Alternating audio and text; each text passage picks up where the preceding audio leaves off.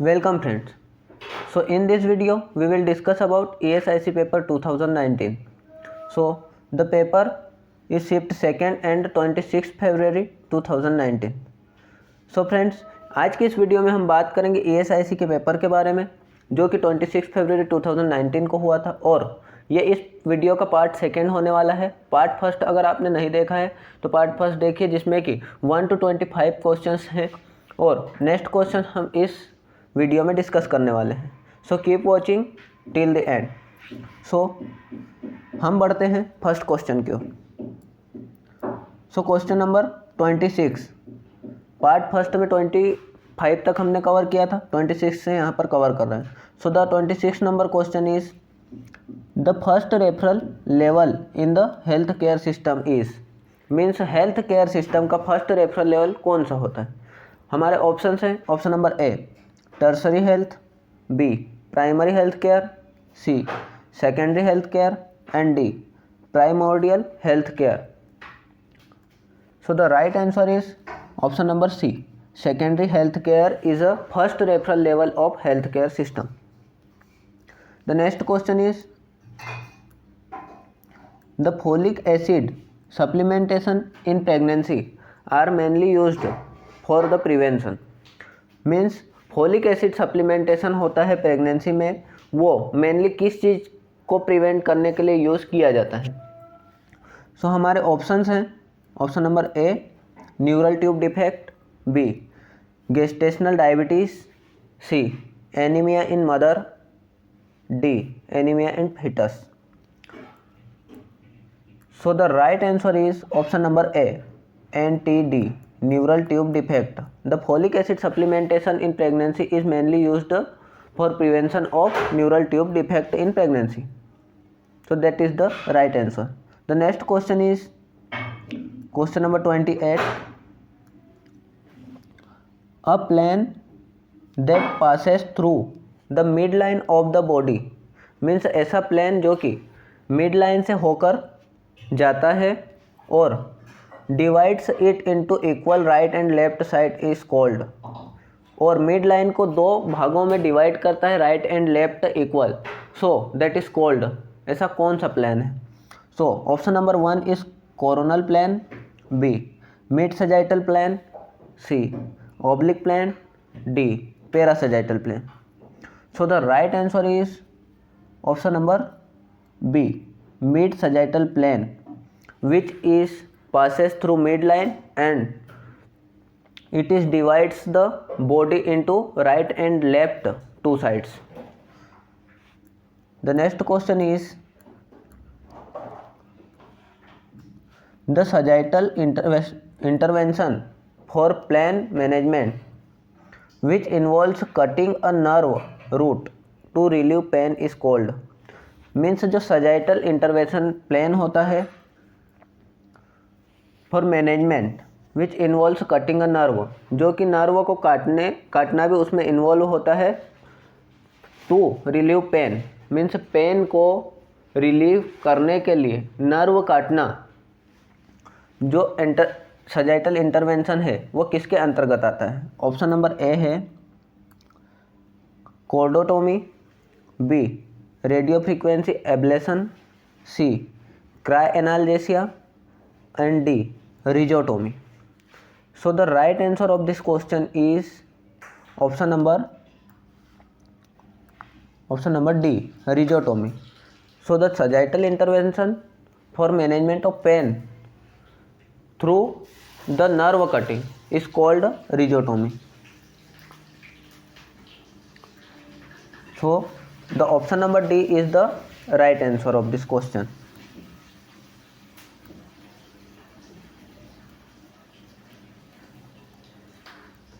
The next question is question number 30, the vertical transmission of disease through, means vertical transmission जो disease का होता है वो कैसे होता है। Vertical transmission means mother to foetus. So mother to foetus transmission of infection is called vertical transmission. So कैसे फैलता है, ऑप्शन नंबर ए है placenta, B. droplets, C. direct contact, D. mosquitoes. So the right answer of this question is option number A, placenta. So the vertical transmission of disease is called placenta, through placenta. Question number 31.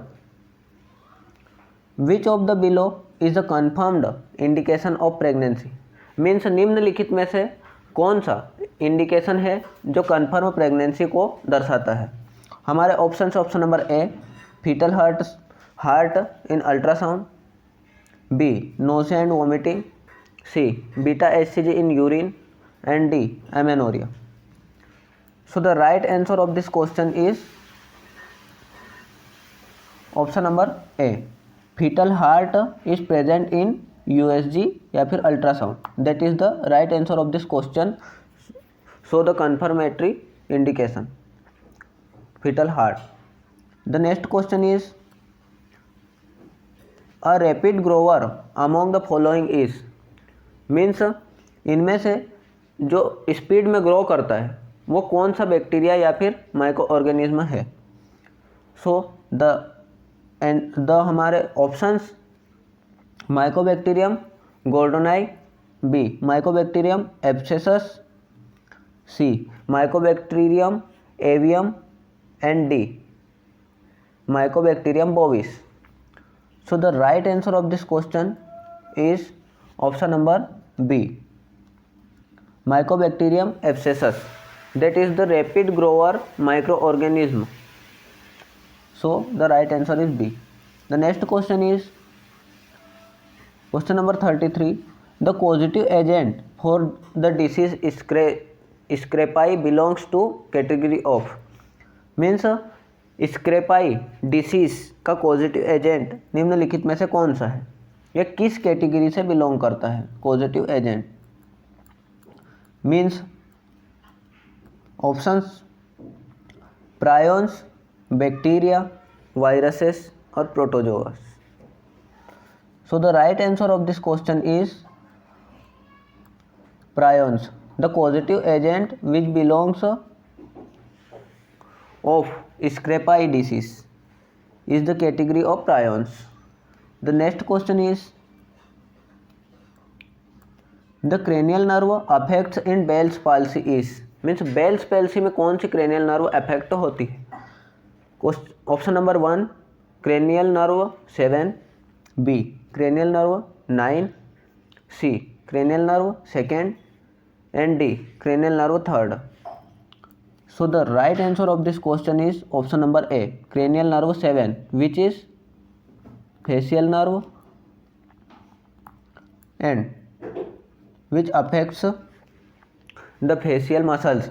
So the right answer is option number 7. Option number A, cranial nerve 7. Next question is neuroleptic drugs are also known as. Means neuroleptic drugs को और किस नाम से जाना जाता है? Option number A, antidepressant, B. Hypnotics, C. Antipsychotics, and D. Antiepileptics. So the right answer of this question is C, antipsychotics.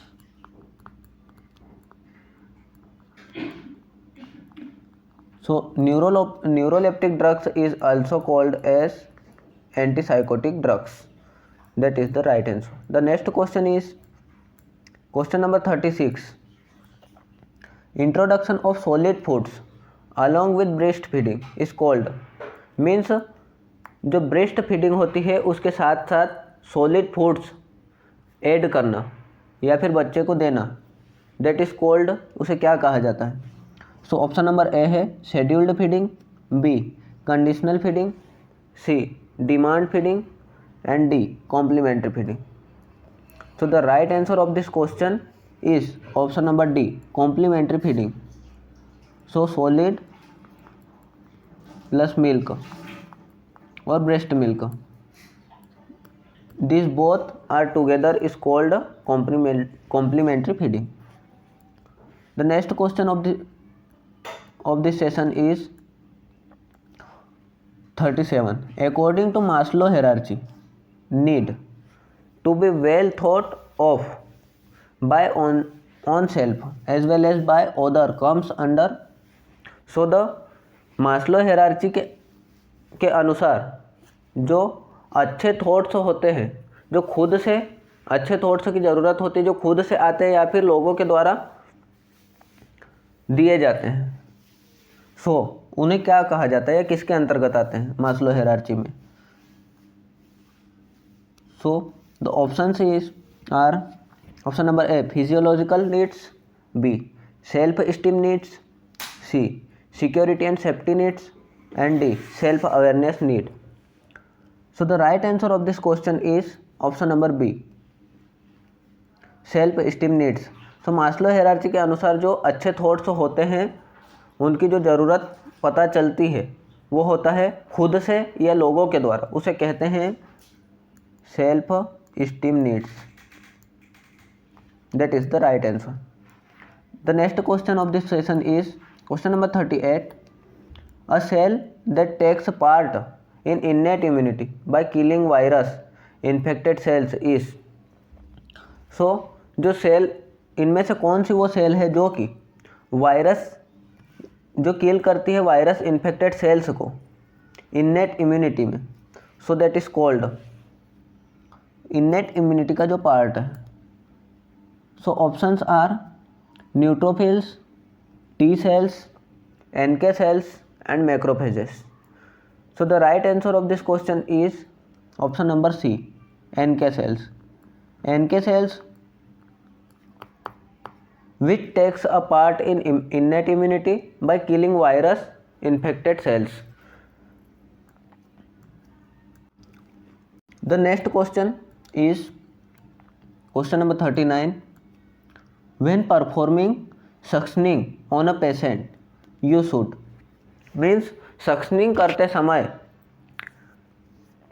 आपको करना चाहिए. ऑप्शन नंबर ए है oxygenate the patients lungs before and after suctioning procedure.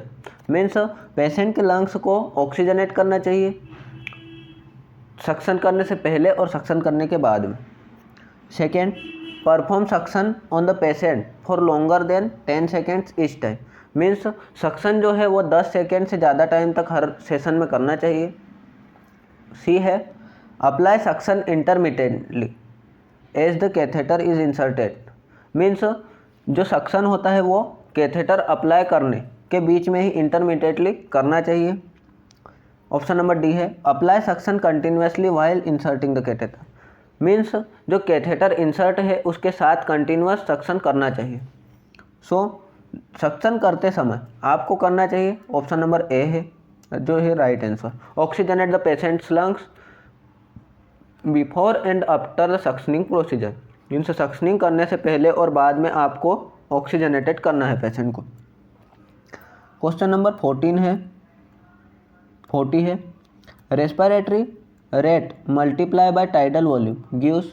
Means respiratory rate multiply by tidal volume is called. Option number A है expiratory reserve volume, B minute volume, C maximum voluntary ventilation and D total lung capacity. So the right answer of this question is option number B minute volume. So respiratory rate into tidal volume is called minute volume. Right answer is option number B. The next question is which of the below does not help in controlling hazards in a school setting. Means जो नीचे लिखे हुए हैं options उनमें से कौन सा hazards को कंट्रोल करने के अंतर्गत नहीं आता है स्कूल सेटिंग में. स्कूल सेटिंग में हैजार्ड कंट्रोल नहीं होता इसके द्वारा. ऑप्शन नंबर ए है health education should be included in the curriculum. Option number B food supply to the student should be safe. Option number C school should be build near from the source of noise. Means जो school बनी हुई होना चाहिए जो source of noise है, noise आने की जगह के पास में. ऑप्शन नंबर डी है the school should be well ventilated, school में वेंटिलेशन अच्छा होना चाहिए। ऑप्शन नंबर ए को हम हिंदी में समझते हैं health education should be included in the curriculum, means health education को करिकुलम में जोड़ा हुआ होना चाहिए या होना चाहिए।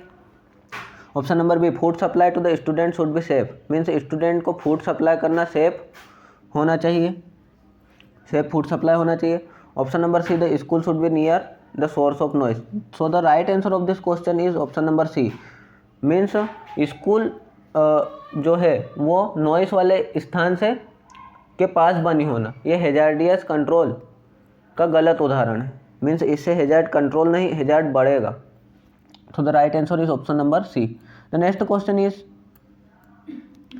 the minimally invasive technique means चलो हम पहले क्वेश्चन पूरा पढ़ लेते हैं। The minimally invasive technique by which thin insulated lead wire with electrodes और neurotransmitter is surgically implanted in the brain is called, means the minimally invasive means थोड़ा सा इन्वेसिव टेक्निक है, छोटी माइनर टेक्निक है जिसमें थिन बारीक insulated और lead का वायर विथ इलेक्ट्रोड्स के साथ सर्जिकली ब्रेन में इम्प्लांट करना क्या कहलाता है। So the options of this question are option number A functional MRI, B transcranial magnetic stimulation, C electroconvulsive therapy, D deep brain stimulation. So the right answer of this question is option number D, deep brain stimulation is the right answer of this question, option number D, means जो thin और thin insulted lead wire with electrodes is placed or implanted in the brain, it is a minor invasive procedure is called so deep brain stimulation. The next question is question number 43. The term resourcefulness implies, means resourcefulness term जो होता है वो क्या बताता है। Option number A problem solving ability, B sense of belonging, C involvement in spiritual activities, and D ability to handle stressful situations. So the right answer of this question is problem solving ability. So the term resourcefulness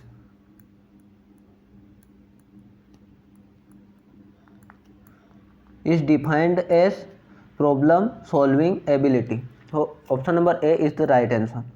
The next question is Naegele's formula और Naegele's rule is used to calculate. So Naegele's rule किस चीज़ को calculate करने के लिए use किया जाता है। ऑप्शंस हैं option number A cervical dilation, B amniotic fluid, C gestational age, and D expected date of delivery जिसे बोलते हैं EDD, short form EDD। So जो नेग्लिश फॉर्मूला होता है which is used for calculate the expected date of delivery which short form is EDD, calculate for EDD. The next question is which of the below is not a part of secondary prevention of mental health, means निम्नलिखित में से कौन सा secondary prevention जो कि mental health का होता है उसका पार्ट नहीं है। Option number A crisis stabilisation, B rehabilitation, C screening, and D early detection. So the right answer of this question is option number B rehabilitation. So rehabilitation is not a part of secondary prevention of mental health, that is the right answer rehabilitation. Next question is question number 46 lactational amenorrhoea acts as a contraceptive method by, means जो lactational amenorrhoea होता है वो एक contraceptive method के रूप में use होता है या फिर काम करता है, कैसे। So options are A spermicidal action, B preventing implantation, C preventing sperm entry, and D. Preventing ovulation. So the right answer of this question is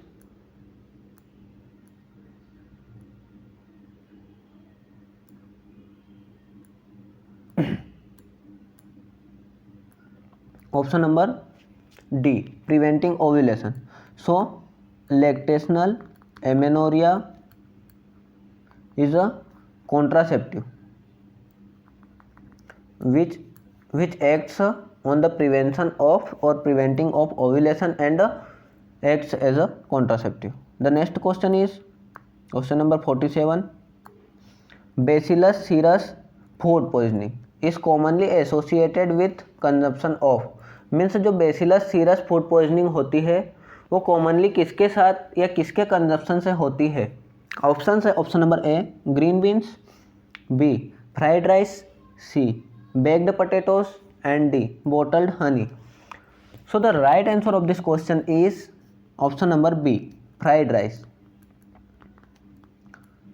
so bacillus cereus food poisoning is associated with consumption of fried rice. That is the right answer. The next question is unattractive man selects expensive stylish clothes to draw attention to himself. The defense mechanism exemplified here is so the unattractive man means एक unattractive man जो कि select करता है expensive means महंगे stylish clothes to draw attention ध्यान आकर्षित करने के लिए खुद का या खुद की ओर. So the defence mechanism is called means जो वो डिफेंस मैकेनिज्म क्या कहलाता है? सो ये मेंटल हेल्थ का क्वेश्चन है. तो हमारे ऑप्शन है option number A denial, B compensation, option number C है dissociation and option number D conversion. So the unattractive man is selects expensive stylish clothes to draw attention. So the right answer of this question is option number B compensation. Compensation defence mechanism का use करके वो लोगों का ध्यान या फिर अपना ध्यान आकर्षित करना चाहता है, लोगों का ध्यान अपनी ओर. The next question is tropomyosin in the muscle fibre is means जो मसल फाइबर में ट्रोफोमाइसिन होता है वो एक क्या होता है? ऑप्शन है option number A contractile, B anchoring, C structural, D regulatory. So जो ट्रोफोमाइसिन मसल फाइबर होता है वो एक क्या होता है? ऑप्शंस हमारा जो राइट आंसर है is a regulatory. So regulatory is the right answer. Tropomyosin is a regulatory muscle fiber. So the next question is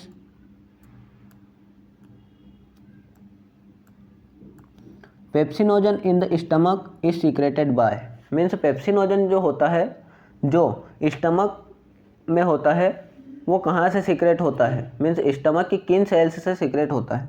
options हैं option number A goblet cells, pepsinogen,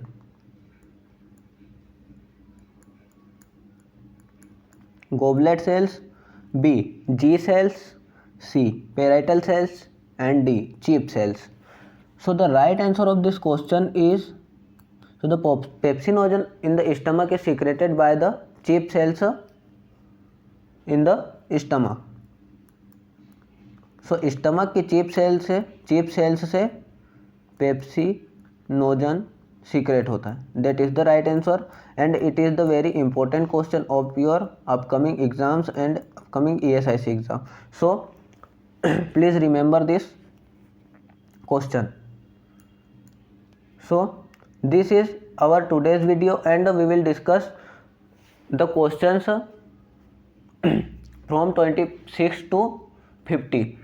so friends मिलते हैं हम next video में जिसमें हम इसका part 3 लाएंगे और सारे क्वेश्चंस को इसी प्रकार से डिस्कस करेंगे. अगर आपने इस वीडियो का पार्ट 1 नहीं देखा है तो पार्ट 1 को भी ज़रूर देखें जिसमें 1 से 25 तक क्वेश्चंस हैं और बहुत ही ज़्यादा इंपॉर्टेंट है. 26 फरवरी 2019 का ESIC का एज इट इज़ पेपर है ऑफिशियल. सो ये बहुत ही ज़्यादा इंपॉर्टेंट रहने वाले हैं. और अगर आप चैनल पर नए हैं तो चैनल को सब्सक्राइब कीजिए और वीडियो अगर आपको अच्छी लगी तो वीडियो को लाइक ज़रूर करें और अपने फ्रेंड्स के साथ शेयर करें। सो थैंक्स फॉर वॉचिंग, मिलते हैं नेक्स्ट वीडियो में।